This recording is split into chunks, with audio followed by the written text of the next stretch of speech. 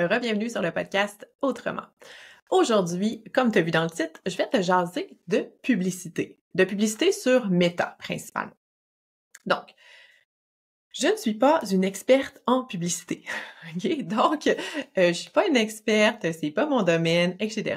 Par contre, ça fait vraiment plusieurs années que j'utilise la publicité Facebook ou Meta là, de façon plus générale pour faire la promotion de mes offres, mes services, mes outils gratuits, etc. Je te parlerai tantôt de comment j'utilise ça.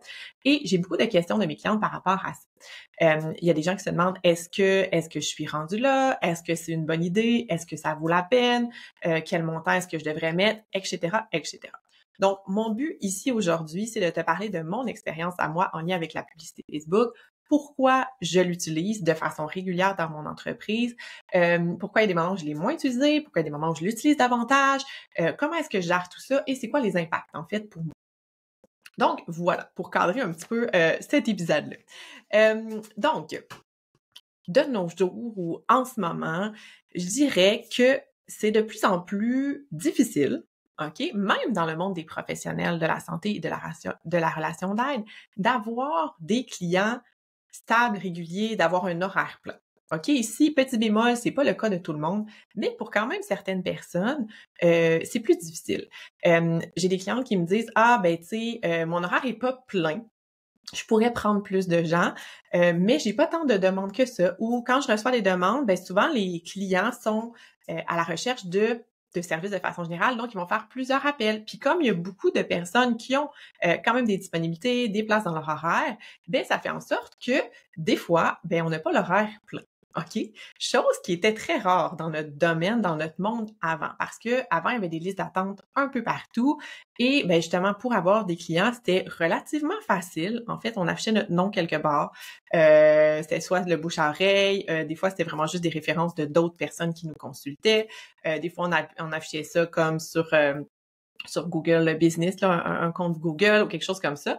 Et ben pour la plupart des gens, c'était suffisant pour avoir des clients réguliers. C'est encore le cas pour plusieurs personnes, ceci étant dit, mais il y a certaines régions ou certaines clientèles en particulier pour qui c'est peut-être plus difficile. Et donc, là où ça va être important d'être visible pour ces personnes-là, de se faire voir et de se faire connaître, de montrer qu'ils sont experts dans un domaine. Surtout, en fait, là, tu sais, moi, je parle beaucoup des services autrement, de faire les choses autrement. Donc, si en plus, ton offre de service est différente de ce à quoi les personnes peuvent s'attendre, ben ça se peut que tu aies besoin encore plus de les convaincre ou d'aller chercher des personnes qui sont plus alignées avec ton type de service à toi. Donc, c'est pas parce que, par exemple, tu sais, je sais pas, je vais dire ergothérapeute, que les personnes qui vont te contacter, les personnes qui vont venir vers toi, qui vont te trouver sur Internet, justement, par ta fiche Google, c'est tes clients idéaux, c'est le genre de clientèle que tu peux servir en fonction de ton expertise, de ta spécialité ou avec qui tu as envie de travailler tout court. Parce que justement, ton offre de service, peut-être que toi, elle est différente, peut-être que tu offres des suivis en groupe, peut-être que tu fais de l'accompagnement parental, peut-être que tu offres je sais pas moi, un programme de formation avec du soutien. Bref, ça veut pas dire que les personnes qui sont autour de toi ou qui viennent naturellement vers toi, c'est les clients que tu peux servir ou que tu as envie de servir. Et de là, ici, l'idée de se faire voir et de se faire connaître. Donc, des fois, même si tu es très connu localement et que tu développes quelque chose de différent, ben tu vas avoir besoin d'aller élargir ton rayon, de te faire connaître par d'autres personnes et d'attirer des meilleures personnes vers toi, vers tes nouveaux services. Donc, ceci étant dit, pour acquérir des nouveaux clients, OK, pour que les gens viennent vers toi, te choisissent, te demandent des informations sur tes services, etc., il y a comme 3 grandes façons, OK, de faire ça. Il y a ce qui va être le trafic qu'on va dire plus qui est organique, la visibilité qui est plus organique. Ce qui est à dire de tout ce qu'on connaît, tout ce que tout le monde fait, on va se le dire, entre gros guillemets. Donc, le trafic organique, qu'est-ce que c'est? C'est d'être présent, par exemple, sur les réseaux sociaux, les médias sociaux. Donc, de faire des publications quelques fois par semaine, d'échanger des choses sur des groupes, par exemple. Ça pourrait être d'avoir un profil LinkedIn dans lequel on va partager des informations. Ça pourrait être justement d'être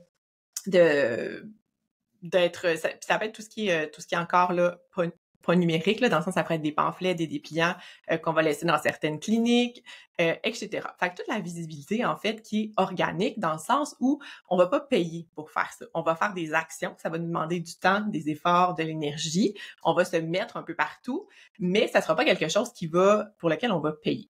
OK? Donc, il y a ça. Deuxième façon d'acquérir des clients, ça va être tout ce qui est justement le réseautage, le réseau, la visibilité partagée qu'on va appeler. Donc, à ce moment-là, c'est justement de se faire connaître, de se montrer à d'autres audiences, OK? D'autres bassins de population.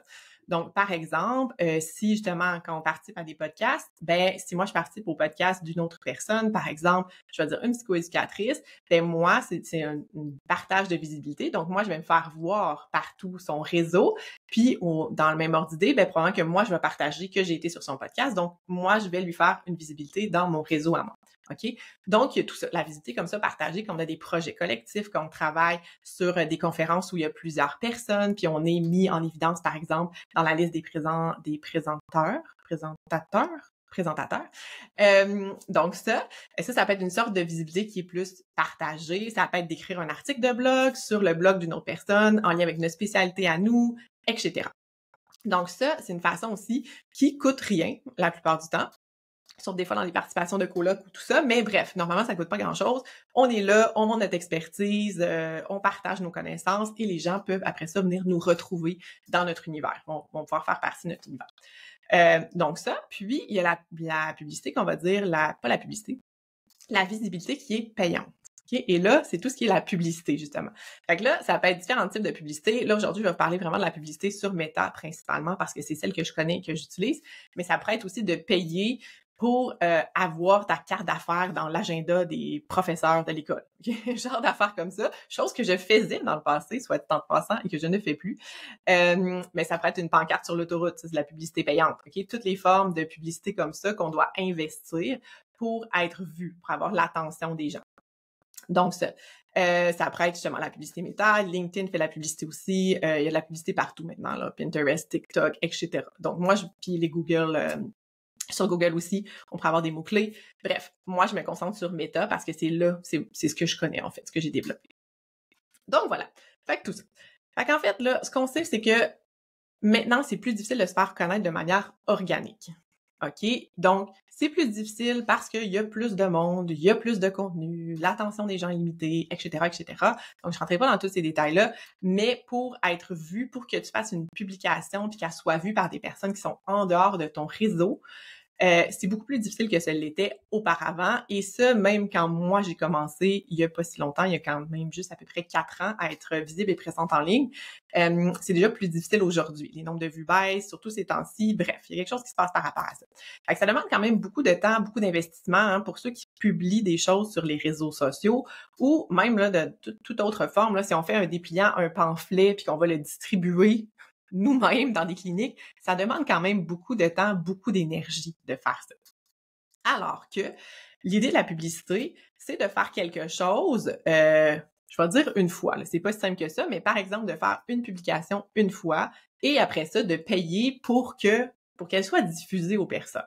Donc, tu as comme une quantité de temps, d'effort, d'énergie qui est plus limitée. Puis, ce que tu vas faire, c'est que tu vas payer. Fait qu'au lieu de fournir l'énergie, tu vas payer pour que tu sois vu, entendu, reconnu, etc. Fait qu'en fait, l'objectif de faire la publicité, ça pourrait être de se faire découvrir. OK? Puis c'est vraiment comme ça que moi, je l'ai utilisé au début. Quand j'ai commencé à faire la publicité, c'était pour me faire connaître, me faire découvrir en dehors de mon réseau local. OK?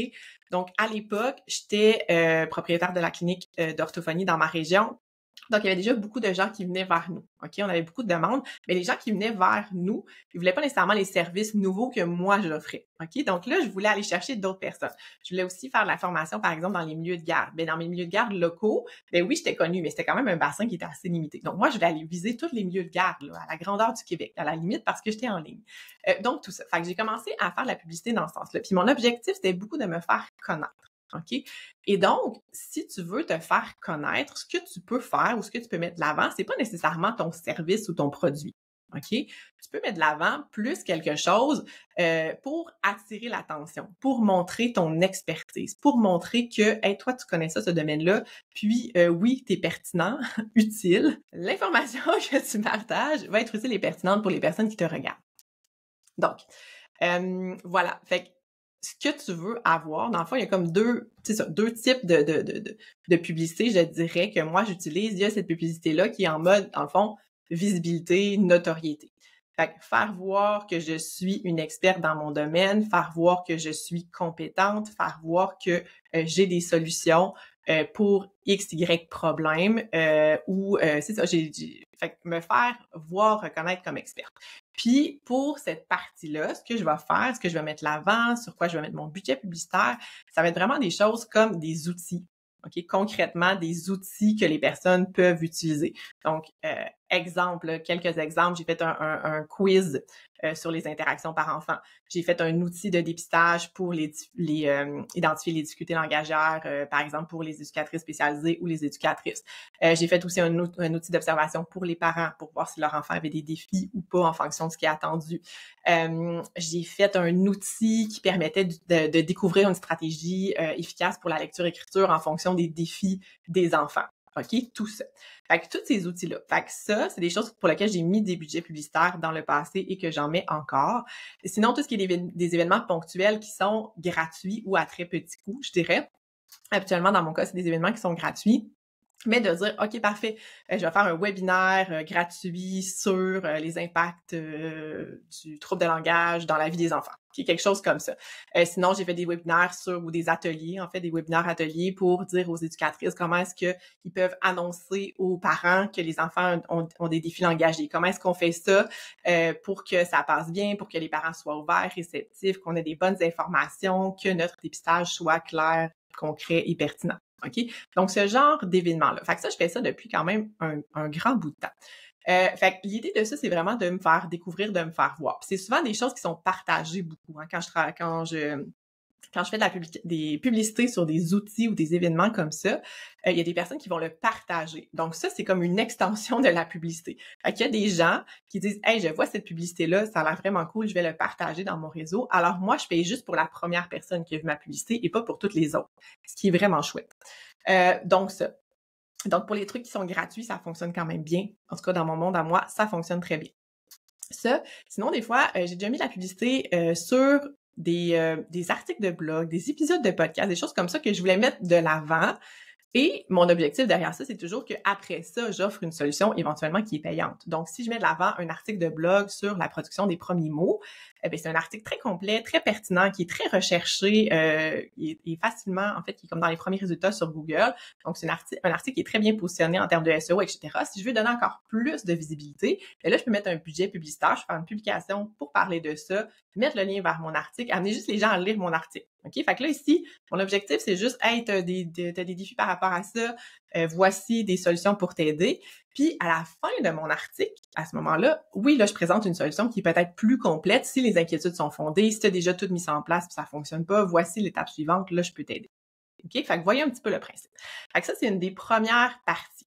Deuxième raison pour laquelle je vais utiliser la publicité, ça va être vraiment pour faire la promotion de services. OK? Fait que ça va être souvent des formations, dans mon cas, des formations donc, tous mes produits payants, là. Donc des formations en ligne, des conférences, des formations en présentiel, parce que maintenant je me déplace aussi. Donc un peu tout ça, ou des événements court terme. J'ai fait un bootcamp il y a pas longtemps, je fais des ateliers. Donc à ce moment-là, je vais vraiment mettre des budgets publicitaires pour une période peut-être plus courte dans certains cas. Donc c'est un événement à date fixe qui est payant, je vais dire parfait, je vais mettre un budget publicitaire pour cet événement-là, puis je vais essayer de le faire voir à plus de gens possible qui pourraient être intéressés à mon événement. OK, donc ça. Pour certaines formations qui sont en version préenregistrée, j'ai un budget publicitaire qui roule en tout temps. C'est-à-dire que au début, j'essaie d'attirer les personnes avec des trucs gratuits, mes articles de blog, etc. Puis après ça, je peux soit les recibler ou soit, une fois qu'ils ont interagi avec mes contenus, que ça semble des personnes qui sont intéressées par mon sujet, à ce moment-là, je peux leur présenter peut-être quelque chose qui est payant. OK? Donc, il y a comme 2 étapes à ça. Donc, bref, tout ça, juste pour vous dire, vous expliquer un petit peu comment ça peut être utilisé, puis comment ça peut être pertinent et utile. L'idée ici, c'est que, par exemple, si j'ai une publication qui fonctionne très, très bien, entre autres sur mon outil de dépistage, quand j'utilise la publicité comme ça, moi, ça me permet de mettre cette publication-là, qui a fonctionné très bien de façon organique, naturelle, devant des yeux d'encore plus de gens. Donc, si je sais que ça fonctionnait bien, ça résonnait bien avec les gens étaient intéressés, ont téléchargé mon outil, j'ai eu des questions, etc., moi, j'ai envie de prendre ça puis de le mettre devant encore plus de personnes. OK? Ou de créer des variations sur la façon de présenter les informations pour aller rejoindre différents types de personnes. etc. Donc, c'est un petit peu comme ça que moi, je l'utilise, que je navigue avec la publicité. Et ça, depuis quand même plusieurs années. Donc, puis une des choses importantes par rapport à toute la partie visibilité, parce que souvent on a tendance à se dire « Hey, j'ai un webinaire gratuit ou j'ai un événement où je lance mon programme, je vais mettre la publicité, pouf, là, sur mon lancement. » Moi, ce que j'ai vu de mon côté au cours des dernières années, c'est que c'était beaucoup plus bénéfique de faire aussi la publicité avec un plus petit budget. Là, je mets pas des gros budgets par jour, je mets vraiment des petits budgets par jour, parce que l'algorithme, Meta, finit par connaître c'est qui ma clientèle, finit par connaître c'est qui le genre de gens que j'attire qui viennent vers moi. Et ça permet de peaufiner un petit peu mon audience, hein? Puis ça permet à Facebook de présenter éventuellement mes publicités à des meilleures personnes, en fait, à des personnes qui sont plus susceptibles d'être intéressées par ce que j'offre. Alors que si on fait une publicité avec un court laps de temps qui est comme sur quelques semaines, ben c'est peut-être plus difficile, ou il faut mettre des plus gros budgets pour que Meta comprenne bien à qui on parle, à qui on s'adresse, puis qu'il filtre les personnes, puis en fait qu'on a un bon retour. Parce que ce qui va arriver, c'est qu'au début, il va montrer la publicité à plein de gens, puis après ça, il va voir qui est en interaction, qui va cliquer, qui va aimer, qui va commenter, puis là, il va finir par apprendre. Hein, c'est qui notre clientèle, etc. Et là, en fait, va présenter notre publicité à des personnes qui sont plus susceptibles, en fait, d'être intéressés. Fait que ça, c'est une des choses. Fait que si on a un événement, ou un lancement ou quelque chose à date fixe, je recommande quand même, selon mon expérience, de commencer un petit peu avant avec soit du contenu gratuit, soit mettre de l'avant un article qui est déjà là, soit mettre de l'avant un événement gratuit, quelque chose comme ça, pour un petit peu préparer Meta à ce qu'on veut vraiment mettre de l'avant, peut-être avec des plus gros budgets par la suite. Donc ça.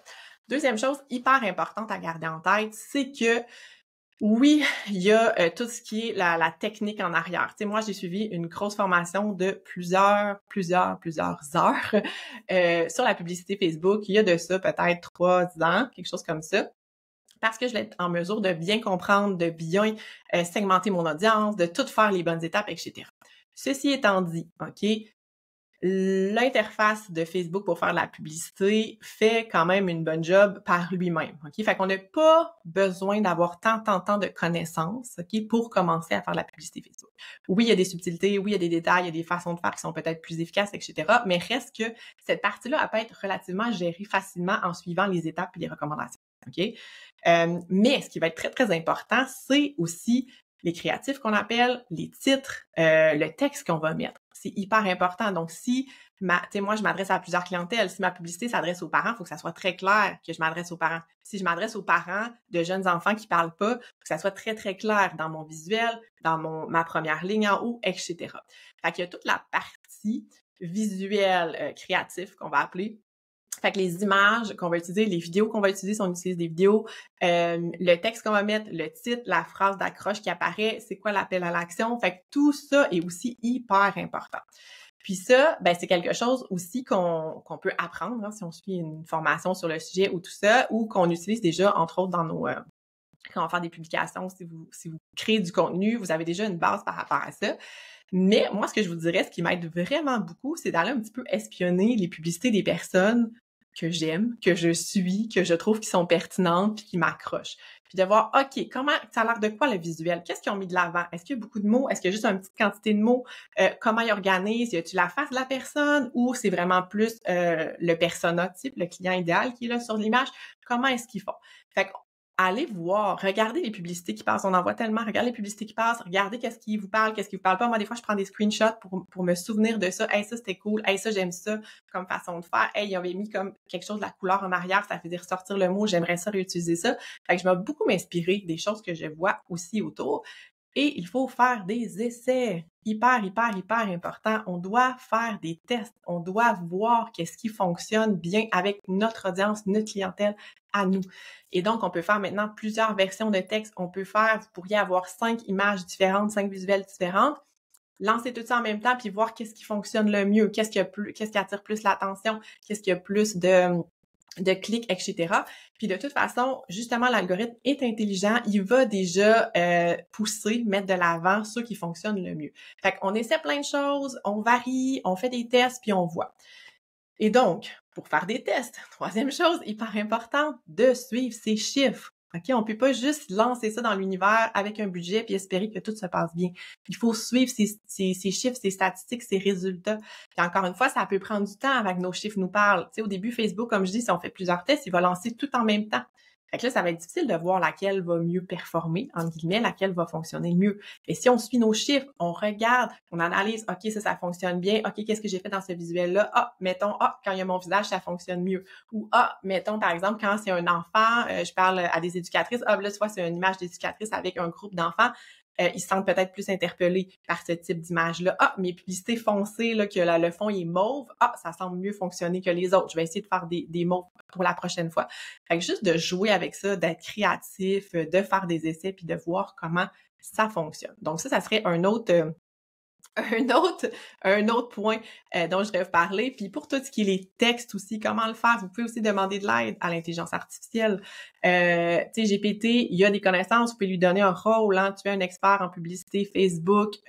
Ton objectif est de créer des accroches percutantes, persuasives, qui suscitent l'émotion, qui attirent l'œil tout de suite. Tu sais, ça dépend qu'est-ce qu'on veut faire. Dans le fond, où mon client idéal va se reconnaître, etc. Fait qu'on peut demander. Bon, GPT fait pas toujours une hyper bonne job. Des fois, je trouve que c'est vraiment prévisible. Ça sort pas de l'ordinaire, là. C'est vraiment des choses prévisibles.